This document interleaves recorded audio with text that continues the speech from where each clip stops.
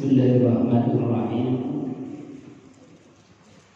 Assalamualaikum warahmatullahi wabarakatuh.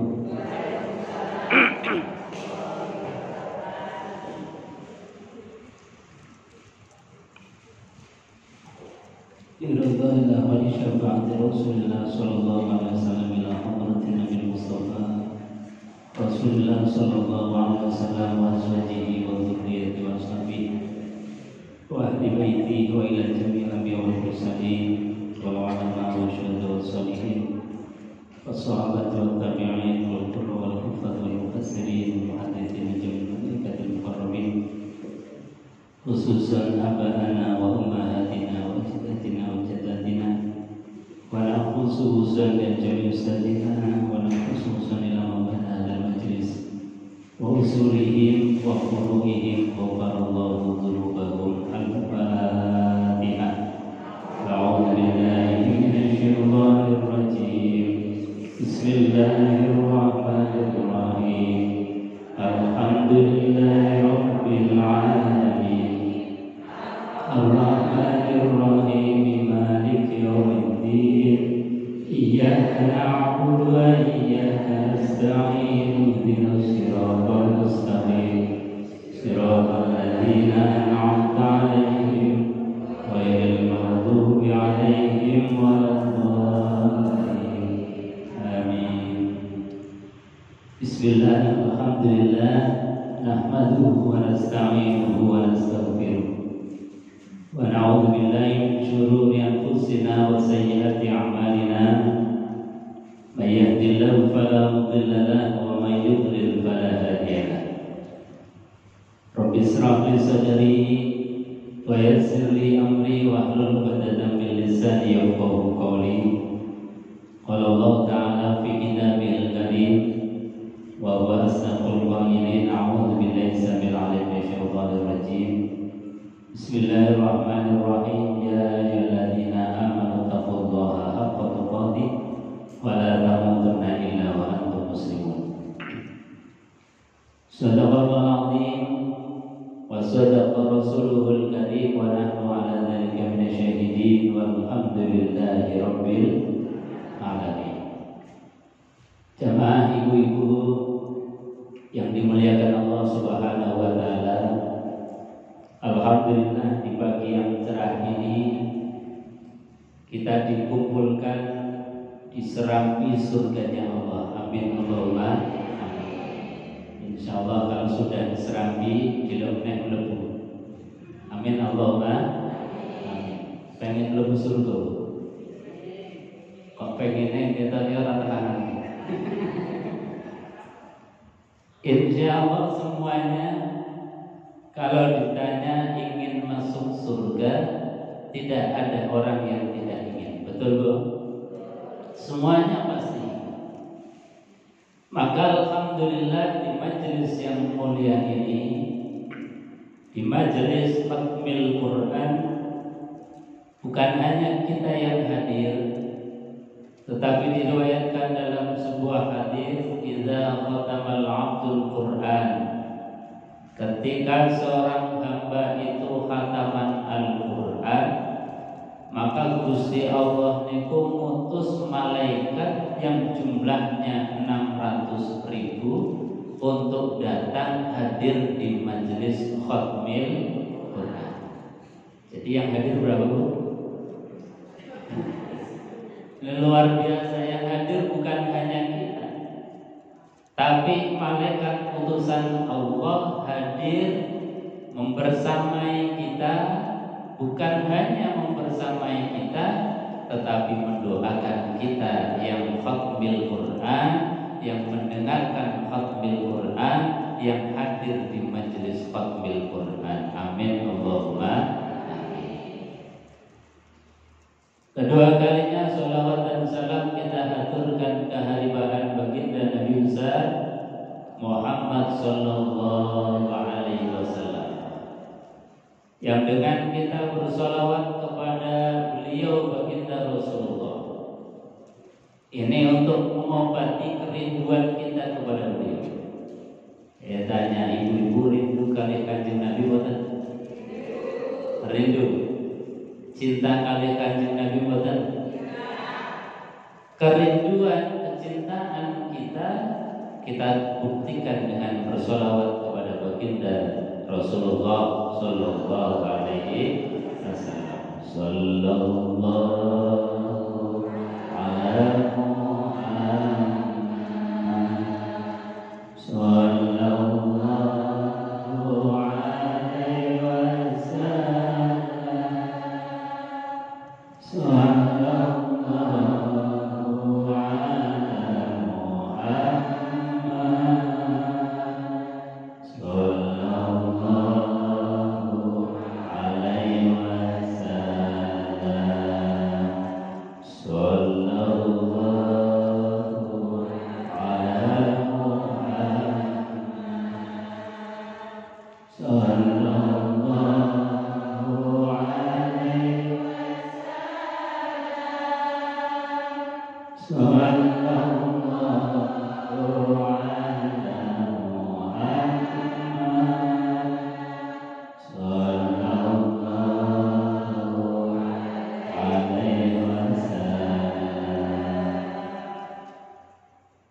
Salawat kepada beliau sebagai bukti mahabbah, cinta kita, rindu kita kepada beliau baginda Rasulullah SAW. Mudah-mudahan pengakuan kita, Kanjeng Nabi pun mengakui kita sebagai umatnya. Amin Allahumma amin. Hadirin jamaah ibu-ibu yang dimuliakan Allah Subhanahu wa taala. Pagi ini kita khatmil Quran. Tapi Quran mengajarkan faiza faraghta fansab.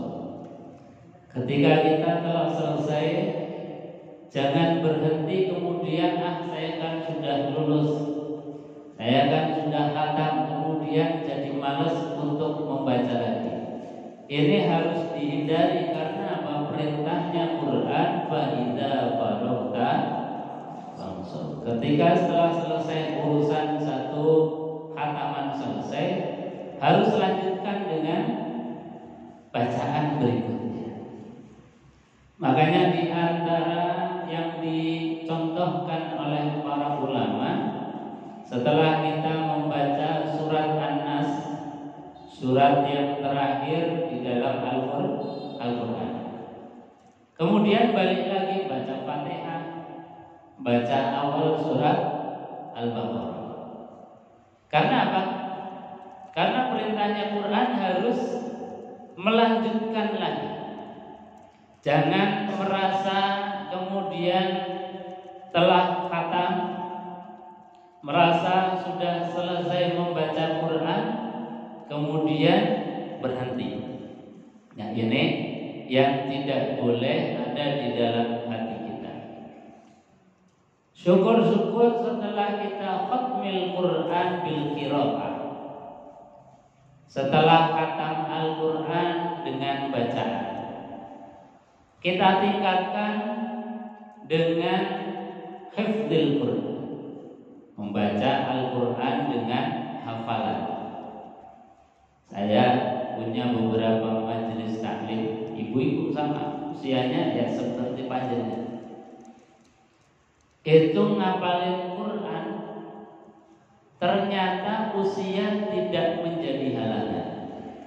Dari mulai awalnya baca hafalan surat Al-Mulk, ternyata Al-Mulk hafal. Pengen nambah lagi surat Al-Waqiah, ternyata Waqiah juga hafal. Tambah lagi surat Ar-Rahman, Ar-Rahman juga hafal. Ini yang terakhir, di samping surat Yasin. Kalau Yasin setiap malam Jumat beliau baca, jadi agak enteng karena sudah kami familiar. Yang terakhir ini sedang menghafalkan surat Al-Kahfi. Ini sudah kira-kira dapat 50 ayat. Artinya apa Ibu? Bahwa menghafalkan Al-Quran itu Tidaklah kemudian hanya bisa dilakukan oleh anak-anak, oleh yang masih muda, oleh yang menurut kita pikirannya masih fresh. Ternyata dalam faktanya ibu-ibu kalau teman, kalau niat nyatanya dimudahkan oleh Allah Subhanahu. Kenapa mudah? Karena memang Allah sudah berjanji di dalam Al-Qur'an, walaqad yassarnal Qur'an lidzikri fahal min muttaqin. Allah sampaikan dalam ayatnya, bahkan diawali dengan kalimat taukid, walaqad, dan sungguh-sungguh benar-benar, yassarnal Qur'an, kami telah memudahkan Al-Qur'an, lidzikri, untuk diingat, untuk dipelajari, untuk dihafalkan, untuk diamalkan. Gampang kata Allah, karena saya sudah mudahkan. Fahal min mudzakir, maka ditawarkan oleh Allah, siapa yang mau berzikir dengan Quran, siapa yang mau belajar Quran, siapa yang mau menghafalkan Quran, aku mudahkan. Jadi yang susah itu apa, Ustaz? Kata guru saya, yang susah itu adalah niat ngapal ke Al-Qur'an. Dan saya udah niat, pengen betul. Niat dengan pengen itu beda. Niat dengan pengen beda. Apa bedanya? Kalau pengen, ditanya nggak ada orang yang nggak pengen hafal Quran, betul Bu? Kalau ditanya tidak ada orang yang nggak pengen hafal Quran, semuanya kalau ditanya saya pengen hafal Quran. Tapi kalau orang niat menghafalkan Al-Quran, tidak semua orang punya niat. Sebab niat itu apa? Niat itu ngeten. Kalau niat menghafal Quran, panjenengan kemudian cari majelis taklim yang menghafalkan Quran, cari guru yang menghafalkan Al-Quran, datang dari rumah matur, Ustaz, Ustazah, saya niat pengen menghafalkan Al-Quran. Nah, itu sudah niat. Karena apa? Dalam kaidah fikih, niat itu adalah muqtaronan bifi'li, berbarengan dengan aktivitas yang akan kita lakukan. Mau menghafalkan Quran, ya sudah mulai dari rumah berangkat, menghadiri guru, menghadiri majelis ilmu, menghadiri halaqah hafadzah, itu namanya baru niat.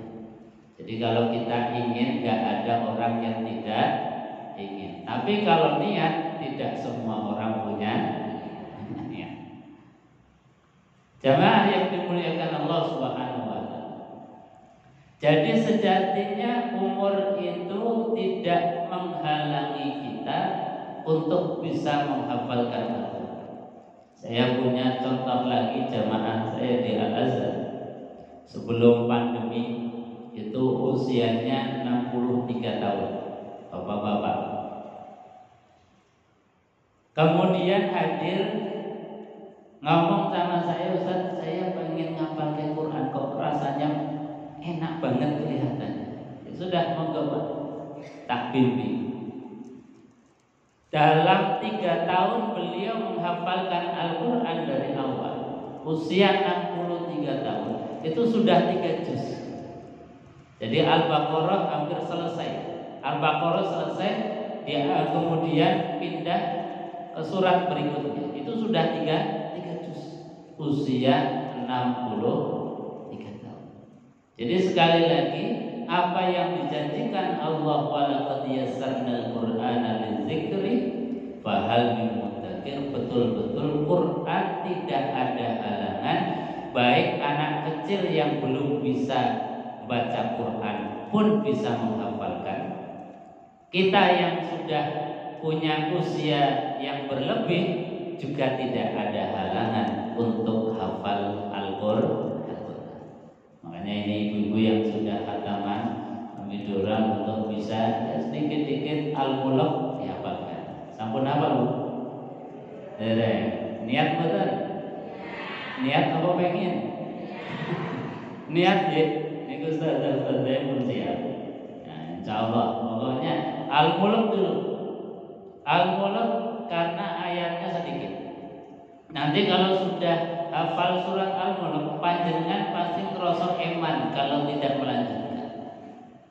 Al-Mulk ini apalagi disampaikan oleh baginda Rasulullah Sallallahu Alaihi Wasallam punya fadilah keutamaan yang luar biasa. Kata baginda Rasulullah, keutamaan surat Al-Mulk atau nama lain dari surat Al-Mulk itu adalah surat Al-Munjiyah. Surat apa Bu? Surat Al-Munjiyah. Itu nama lain surat Al-Mulk. Al-Mulk juga punya nama lain, namanya Al-Waqiyah. Apa? Al-Waqiyah. Bukan Al-Waqi'ah. Kalau Al-Waqi'ah nama surat sendiri. Ini Al-Waqiyah. Jadi Al-Mulk punya nama lain surat Al-Munjiyah dan juga surat Al-Waqiyah. Apa artinya? Surat yang menyelamatkan, surat yang menolong kita. Menyelamatkan apa? Min adzabil qabri, dari siksanya kubur. Jadi kalau kita suatu saat nanti dibundut oleh Allah Subhanahu wa taala, dimasukkan ke liang kubur, kalau bawa senjata surat Al-Mulk, itu malaikat yang akan mengazab kita ini enggak tegas, enggak berani menghukum, menyiksa orang yang dalam hatinya ada surat Al-Mulk. Kenapa? Karena kalau malaikat akan mengazab kita sementara dalam hati kita, dalam pikiran kita, dalam lisan kita ada surat Al-Mulk, itu surat Al-Mulk itu mengadukan kepada Allah Subhanahu wa taala. Banding, saya ada di dalam hatinya si fulan, kok saya mau disiksa, ini gimana? Enggak boleh. Tidak boleh hati yang ada Al-Qur'annya kemudian disiksa. Nah, ini penjagaan surat Al-Mulk, diantaranya tunjikum min adzabil qabr, menjaga dari siksanya kubur. Makanya ayo kita bersama-sama niat untuk menghafalkan surat Al-Mulk. Jadi niat ya. Niat apa betul? Niat apa pengen? Insya Allah dimudahkan oleh Allah Subhanahu wa taala. Hadirin jemaah yang dimuliakan Allah. Pagi hari ini kita akan belajar bagaimana di dalam tema adalah mengikuti millah baginda Nabi besar Ibrahim alaihissalatu wassalam. Sebagaimana di bulan Dzulhijjah, di bulan sekarang ini kan kita berada di bulan Dzulhijjah. Yang di dalam bulan Dzulhijjah ada ibadah-ibadah makhsusah, ibadah-ibadah khusus yang tidak dilakukan di bulan-bulan lain. Kira-kira apa mawon? Bulan Dzulhijjah yang ibadahnya khusus tidak ada di bulan lain. Apa mawon? Haji, ya laras. Apa?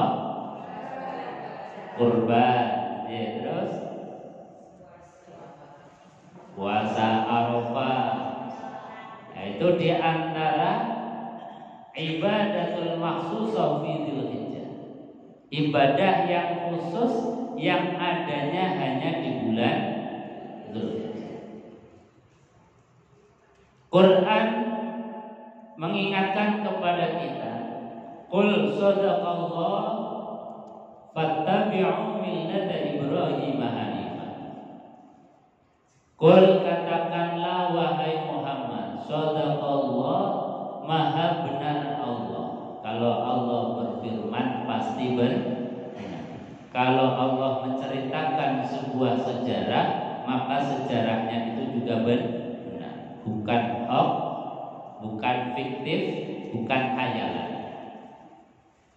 Fattabi'u millata Ibrahim, kata Allah, ikutilah olehmu sekalian apa yang diikuti millah Ibrahim, jalan hidupnya Nabiullah Ibrahim alaihissalam. Kita disuruh ikut. Maka di bulan Dzulhijjah ini banyak syariat ajaran yang mengikuti millah beliau. Di antaranya tadi, ketika kita diberikan kemampuan oleh Allah, maka dalam mengikuti millah Ibrahim kita pergi ke Mekah untuk menunaikan ibadah haji. Dimulai dari wukuf di Arafah, kemudian mabit di Musdalifah, dilanjutkan dengan lempar jumroh di Mina, tawaf ifadah, kemudian sa'i di Mas'ah. Itu semua adalah napak tilas apa yang pernah dilakukan oleh Nabiullah Ibrahim. Itu namanya fattabi'u millata Ibrahim, mengikuti millah Ibrahim. Di bulan Dzulhijjah kemarin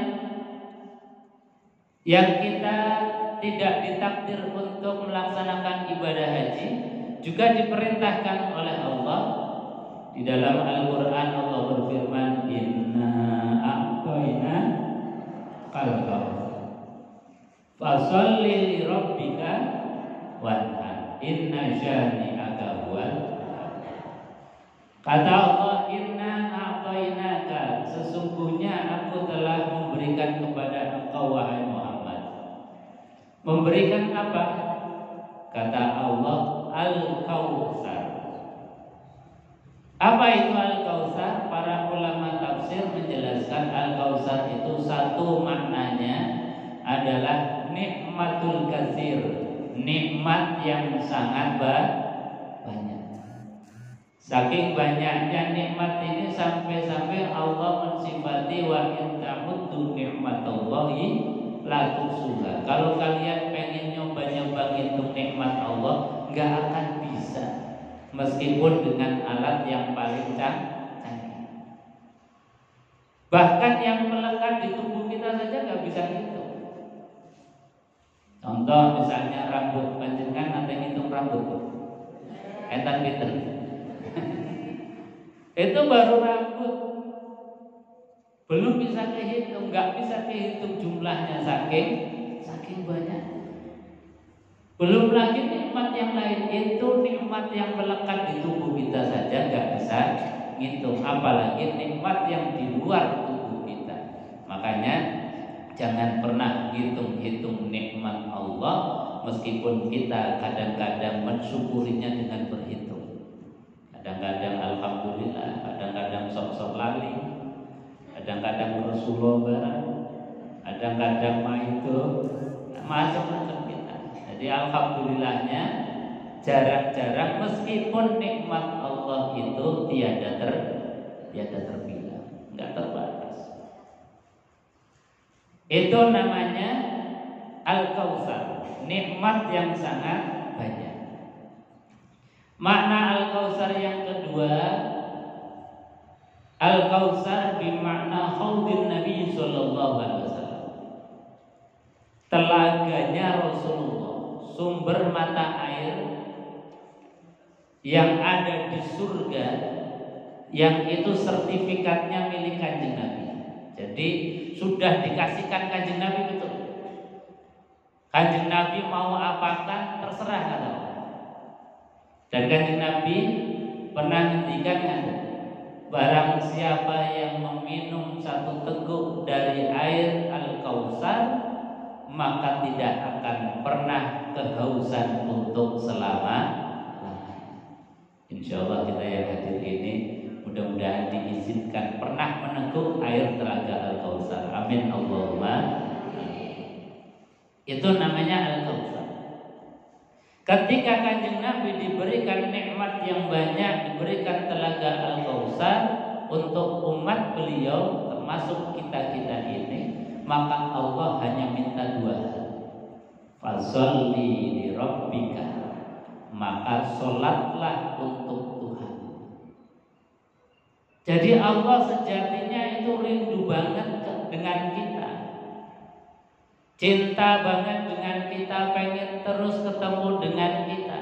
Cuma kadang-kadang cintanya Allah, kerinduan Allah seringkali bertepuk sebelah tangan. Allah rindu, kita etok gak dengar Anda. Allah rindu, kadang-kadang kita masih malu-malu cari alasan untuk mundur-mundur sholat. Jadi kalau kerinduan kok bertepuk sebelah tangan, kata anak sekarang itu sakitnya tuh di sini. Sakitnya tanggung dulu. Sakitnya di hati. Ketika cinta Allah tidak berbalas dengan cinta kita kepada Allah Subhanahu wa ta'ala, maka rasanya sakit hati. Itulah Allah. Rindunya dengan kita luar biasa, kangennya dengan kita luar biasa, maka kerinduan Allah harus dibalas dengan kerinduan kita. Setiap kali sudah terdengar hayya 'alas shalah, maka kita bergegas untuk mengambil air wudu, datangi, dan kita rindu dengan Allah Subhanahu wa ta'ala dengan melaksanakan sholat, ruku, sujud di hadapan Allah Subhanahu wa ta'ala. Nah, itu Allah minta satu, fasholli li rabbika. Kemudian yang kedua adalah wanhar, dan berkurbanlah. Alhamdulillah kemarin di Dzulhijjah, Idul Adha kemarin kita sudah sama-sama melaksanakan sholat Id. Habis sholat Id juga sama-sama telah berkurban. Nah, ini adalah syariat dalam rangka fattabi'u millata Ibrahim.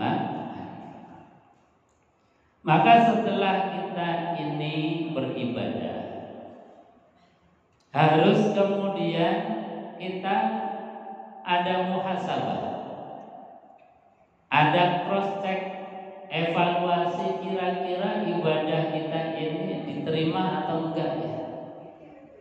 Kurban kemarin itu diterima atau enggak ya. Jangan-jangan kurbannya ditolak. Sebab dalam kesejarahan, kalau kita baca Al-Quran, itu faktanya ada kurban yang ditolak oleh Allah Subhanahu wa ta'ala. Kurban ini kan ibadah yang sejak Nabiullah Adam alaihissalam, ketika anaknya Nabiullah Adam itu disuruh kurban, kata Allah, fatuqbila min ahadihima wa lam yutaqabbal minal akhar. Anak satunya ini kurbannya diterima, sementara anak yang lain ini kurbannya ditolak oleh Allah Subhanahu wa ta'ala. Nah, ini yang harus kita hati-hati. Jangan-jangan kita termasuk orang yang ditolak kurbannya. Wis larang-larang tuku wedhus, wis larang-larang rombongan sapi, kok ditolak oleh Allah. Eman-eman apa boten? Eman. Maka fakta sejarah ini harus menjadi kewaspadaan kita. Kenapa ada kurban yang diterima dan kenapa ada kurban yang ditolak? Para ulama menjelaskan di antara kurban yang diterima itu kurbannya lillahi ta'ala. Boten mergo ora enak kali tangga, boten mergo iku biasa mawon korban, masa aku wong sugih ora korban terus dadine korban. Artinya apa? Korbannya belum 100% karena lillahi, maka dandani. Jadi niat dandani niat itu boleh. Kemarin mungkin karena ada alasan faktor X, faktor sosial, faktor gak enak, dirubah. Yang sudah diperbaiki supaya apa yang asalnya ini mau tertolak oleh Allah menjadi diterima oleh Allah Subhanahu wa taala. Jadi dandani niat menjadikan kita ibadahnya diterima. Kenapa diterima oleh Allah? Di samping niat lillahi ta'ala, juga korbannya ini korban yang terbaik yang beliau bisa. Jadi korbannya ini korban pilihan yang terbaik, bukan yang asal-asalan, bukan yang karena tadi gak enak sama orang lain, gak enak sama panitia dan lain sebagainya. Bukan karena itu, tapi betul-betul murni karena Allah Subhanahu wa taala. Nah, yang tadi ditolak tentu kebalikannya, sudah niatnya gak ikhlas, korbannya asal-asalan.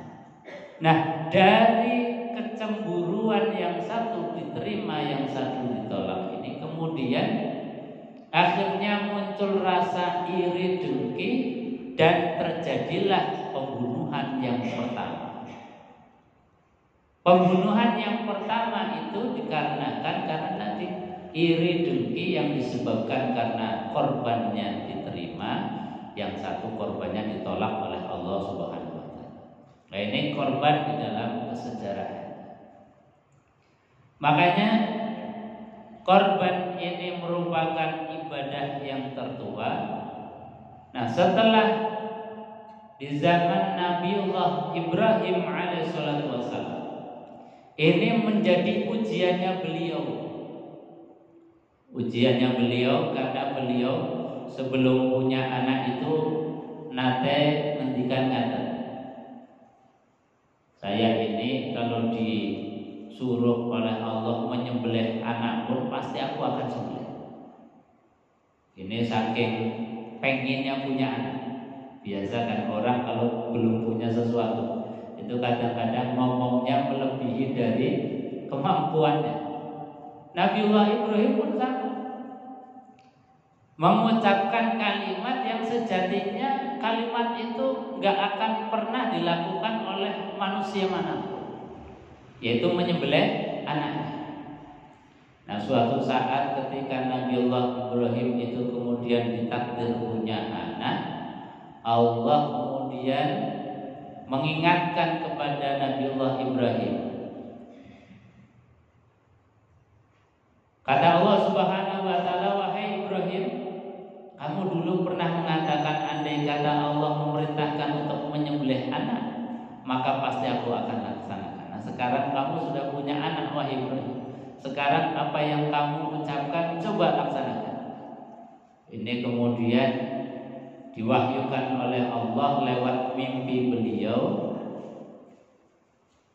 Kata Allah di dalam Al-Quranul Karim, ini ucapannya Nabiullah Ibrahim yang direkam diabadikan di dalam Al-Quran. Beliau mengatakan, Inni arau fil manami anni azbahuka fanzur madza tara. Kata Nabiullah Ibrahim ketika sudah diturunkan wahyu perintah untuk menyembelih Nabiullah Ismail, kemudian Ismail itu dipanggil,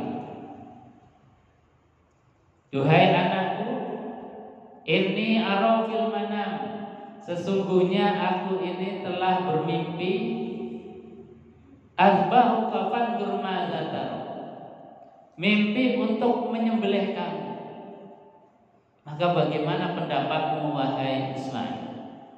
Ini ada anak mau disembelih, dimintai pendapatnya. Ada anak mau dikorbankan, masih diminta pendapatnya oleh Nabiullah Ibrahim. Dalam hal ini tentu satu pelajaran yang luar biasa. Jadi cerita Nabiullah Ibrahim bukan hanya cerita dongeng sebelum tidur atau romantisme zaman masa lalu, tetapi sejatinya cerita Nabiullah Ibrahim ini adalah rumus hidup bagi kita. Rumus hidupnya gimana? Kita di dalam menyelesaikan berbagai macam problem, kita di dalam masalah mentransfer kebenaran, mengajarkan kebaikan, kebenaran kepada anak, kepada putra-putri kita, keturunan kita. Ini juga harus dengan cara-cara yang baik. Seperti Nabiullah Ibrahim ketika mau melaksanakan perintah Allah, andai kata Nabiullah Ibrahim itu langsung menyembelih Ismail, itu nggak disalahkan, nggak berdosa. Andai kata Nabiullah Ismail misalnya langsung ditebas, misalnya langsung disembelih, nggak apa-apa, nggak berdosa. Tapi yang dilakukan oleh Nabiullah Ibrahim justru memilih, kemudian berdialog dari hati ke hati, bahkan minta pendapatnya anak yang mau disembelih yaitu Nabiullah Ismail dengan mengatakan, "Fandur madza taru." Kira-kira bagaimana pendapatmu wahai Ismail? Ini artinya apa? Pendekatan dari hati ke hati. Nah, ini rumus hidupnya bagi kita. Kita kadang-kadang di dalam memerintahkan anak, apakah untuk sholat, apakah memerintahkan anak perempuan kita untuk berhijab, ini kadang-kadang merasa kita orang tua, merasa benar, kemudian asal memerintahkan. Tidak pendekatannya dari hati ke hati. Sehingga yang muncul apa? Seringkali anak kita ini ketika diperintahkan, ini kemudian terpaksa di dalam melakukan. Kalau ada orang tua, kemudian edok-edok sholat. Kalau nggak ada orang tua, sholatnya ditinggal. Kalau ada orang tua, hijabnya dipakai. Kalau nggak kelihatan orang tua, hijabnya dibuka. Kenapa? Karena pendekatan kita ini barangkali pendekatan yang kurang tepat. Harus kita kemudian rubah pendekatan itu dari hati ke hati. Seperti apa yang dilakukan oleh Nabiullah Ibrahim. Andai kata menyembelih langsung, benar gak disalahkan oleh Allah. Tapi Nabiullah Ibrahim memilih, "Nah, aku mendapatkan perintah untuk menyembelihmu. Kira-kira bagaimana pendapat? Kalau kita, nah, kenapa engkau gak sholat? Apa yang susah? Apa yang berat bagimu, nak? Kalau engkau gak sholat, nah, alangkah susahnya nanti orang tua nanti akhirat. Dimintai pertanggungjawaban. Ketika anak kita mungkin gak berhijab, nah, kamu apa gak kasihan terhadap ibumu, nak, yang telah mengandung 9 bulan, yang telah mengasuh kamu di waktu kecil sampai sekarang? Apa enggak kasihan kalau kamu enggak berhijab, berkerudung? Apa enggak kasihan terhadap ibumu kemudian nanti di akhirat dimintai pertanggungjawaban oleh Allah Subhanahu wa taala? Kalau itu yang kita lakukan terhadap anak kita, lebih-lebih teteskanlah air mata di hadapan anak. Itu sangat-sangat membekas. Gak usah ngomong, tapi teteskan air mata kesungguhan kita di dalam inginnya agar anak itu sholat, inginnya agar anak itu berhijab, kemudian kita sampai menangis. Itu luar biasa, akan dikenang sampai anak itu dewasa, bahkan sampai tua. Ya Allah, orang tuaku inginnya aku berhijab sampai menangis begitu. Ya Allah, ibu bapakku dalam memerintahkan membimbing aku untuk sholat sampai beliau nangis. Itu artinya apa? Bahwasanya sungguh-sungguh orang tua ingin kita menjadi orang yang baik. Nah, inilah pendekatan hati yang seringkali kita tinggalkan. Merasa kita orang tua, pengalamannya lebih banyak, yang diperintahkan pun baik, yaitu sholat, menutup kerudung, kemudian caranya yang kurang tepat. Sehingga apa? Seperti tadi, kadang kalau ada orang tuanya etok-etok sholat anak kita, kalau orang tuanya nggak ada, sholatnya ditinggal. Nah, ini problem. Kalau didekati dengan pendekatan yang sampai sampai ke hati anak, maka apa yang terjadi? Yang terjadi adalah seperti yang dilakukan oleh Nabiullah Ismail ketika ditarik, fandur madza taro, kira-kira apa pendapatmu nak? Bukan lari, bukan menolak, bukan memusuhi bapaknya, tapi perkataan yang keluar dari lisan sucinya Nabiullah Ismail, ya abati fa'al ma tu'man satajiduni insyaallah minas sabirin. Luar biasa. Kalimat yang keluar dari mulutnya, lisan sucinya Nabiullah Ismail, bahkan sampai direkam, diabadikan di dalam Al-Quran. Ya abadi, duhai abahku, duhai ayahku, duhai abiku, if'al ma tu'mar, silahkan lakukan apa yang Allah perintahkan kepadamu. Coba dimintai pendapat untuk disembelih malah pasrah kongkokan, memasrahkan diri, mengatakan if'al ma tu'mar, silahkan bapakku, kalau memang itu perintah Allah maka silahkan laksanakan, maka insya Allah engkau akan mendapatiku nanti di akhirat. Aku ini termasuk golongan orang-orang yang sabar. Ini pendekatan yang luar biasa, rumus hidup yang dicontohkan oleh baginda Nabiullah Ibrahim dan baginda Nabiullah Ismail alaihissalam. Jadi sekali lagi, cerita dalam Quran bukan hanya sekedar dongeng, bukan hanya sekedar cerita penghantar tidur, tetapi ini rumus hidup. Kalau mentransfer, mengeksekusi kebenaran juga harus dengan cara-cara yang benar. Kalau memerintahkan kebenaran tapi dengan cara-cara yang salah, ketika adzan berkumandang kemudian orang tua, ibu-ibu kemudian sudah ramai, ayolah, itu masjid sudah azan, ayo ke masjid. Maka yang terngiang di dalam benak anak kita ini, kalau ada azan di masjid, wah ini pasti dilok meneh, ibu marah. Pasti sebentar lagi ibu marah. Pasti sebentar lagi ibu macam-macam. Jadi ketika ada azan maghrib, yang diingat bukan azan perintah Allah, panggilan untuk melaksanakan sholat, tapi yang ada di dalam benak anak-anak kita sudah rasa takut, sebentar lagi berarti ibu marah. Kenapa? Karena dalam proses transfer value, transfer kebenaran, transfer nilai, ada sesuatu yang salah di dalam kita ini membiasakan, mengantarkan, memerintahkan anak untuk berbuat baik. Jadi sekali lagi, ini adalah satu konsep hidup, rumus hidup, menyelesaikan problem tanpa problem, menyelesaikan masalah tanpa masalah, bukan pegadaian. Ibu-ibu hadirin jemaah yang dimuliakan Allah Subhanahu wa taala. Ini ibadatul makhsusah fi Dzulhijjah, ibadah yang khusus di bulan Dzulhijjah. Jadi enggak bisa kemudian misalnya haji karena antriannya lama, sekarang saja sudah berapa tahun Bu?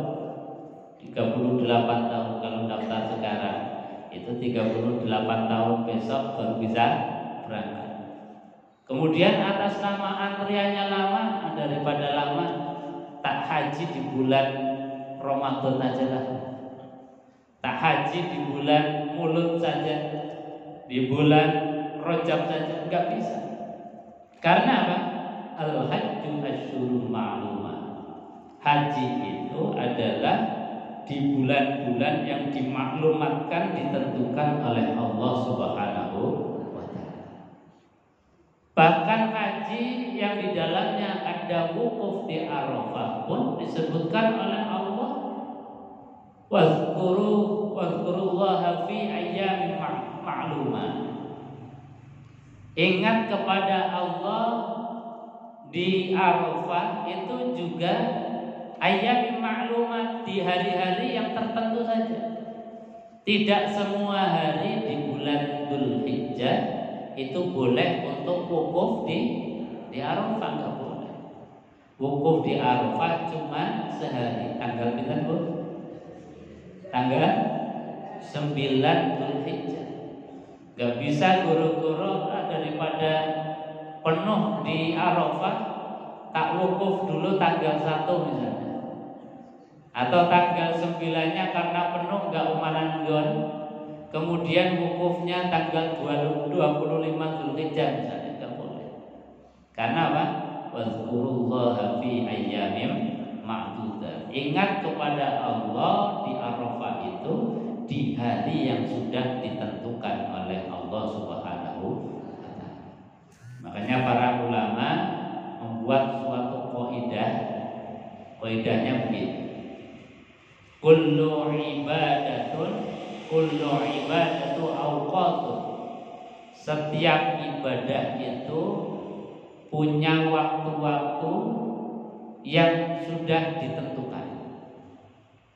Misalnya sholat subuh itu waktunya sudah ditentukan, nggak boleh ngarang-ngarang sendiri. Waktunya itu sangat terbatas, bahkan kayaknya tidak ada 1 jam, jadi sangat cepat. Makanya kalau bangun untuk subuh dan cepat-cepat. Sebab apa? Waktunya subuh itu nggak ada satu jam. Waktunya sholat duhur itu juga sudah ditentukan oleh Allah Subhanahu wa taala.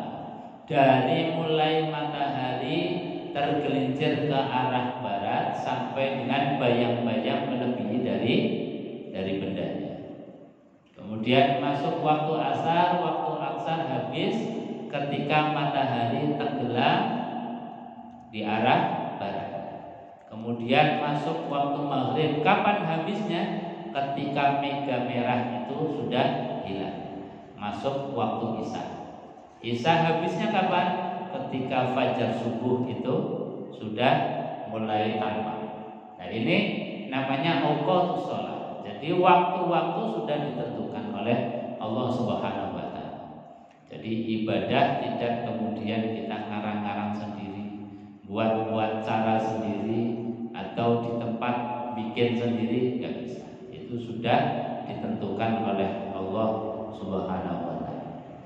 Ibu-ibu hadirin jemaah yang dimuliakan Allah, maka perintahnya Allah tadi di dalam Al-Qur'an, fattabi'u millata Ibrahim hanifah. Ikutilah millah Ibrahim. Di antara millah Ibrahim yang paling esensial, yang paling fondasi, mendasar adalah Nabiullah Ibrahim alaihissalatu wassalam menanamkan tauhid yang luar biasa. Makanya beliau itu dikenal dengan bapak tauhid, bapak monoteisme, bapak yang mengajarkan tentang esanya Tuhan Allah Subhanahu wa taala. Maka ketika kita ini bersyahadat asyhadu an la ilaha illallah wa asyhadu anna muhammadar rasulullah, itu sejatinya kita sudah mengikuti millah Ibrahim yang benar. Karena apa? Nabi Ibrahim hanya bertuhan Allah Subhanahu wa taala. Nah, ini millah Ibrahim yang alhamdulillah kita sudah melaksanakan dengan sebaik-baiknya. Cuman kita ini masih punya PR besar. Apa PR besarnya? Nabiullah Ibrahim yang dikatakan sebagai bapak moyangnya kita di dalam bertauhid, orang yang mengajarkan tauhid. Tapi sekarang makomnya beliau, kuburannya beliau sekarang berada di Palestina, yang Palestina sekarang itu dalam kekuasaan Zionis Israel. Bahkan kuburannya Nabiullah Ibrahim itu sekarang miris sekali ditutupi dengan bendera Israel. Itu artinya apa? PR besar bagi kita kaum muslimin untuk merebut kembali tempat tersebut agar apa? Agar kuburannya Nabiullah Ibrahim terbebas. Kita bisa hormat, kita bisa menjaga. Karena apa? Karena kita disuruh oleh Allah mengikuti ajarannya Nabiullah Ibrahim. Tapi karena mereka orang-orang Zionis Israel kemudian menguasai wilayah itu, sampai kuburannya Nabiullah Ibrahim pun ditutupi dengan bendera Israel. Maka ini kemudian mereka mengklaim bahwasanya Ibrahim itu Yahudi. Mereka juga mengklaim bahwasanya Ibrahim itu Nasrani. Jadi klaim-klaiman sejarah ini sejak zaman dulu itu sudah begitu. Orang Yahudi yang mengatakan bahwa Ibrahim itu Yahudi. Karena Ibrahim punya anak namanya Yakub, punya anak namanya Ishak. Ishak punya anak namanya Yakub. Yakub punya punya anak namanya Yahuda, yang sekarang kemudian dikenal dengan klan atau kelompok orang Yahudi. Itu keturunan dari Yakub bin Ishak bin Ibrahim alaihissalatu wassalam. Jadi saling mengeklaim. Orang Nasrani pun demikian, mengatakan bahwasanya Ibrahim itu Nasrani.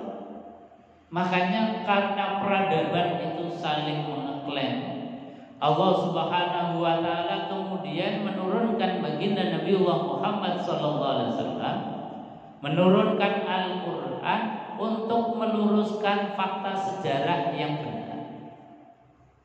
Makanya Allah kemudian mengatakan di dalam Al-Qur'an, "Ma kana Ibrahim Yahudiyan wala Nasraniyan walakin kana hanifan musliman."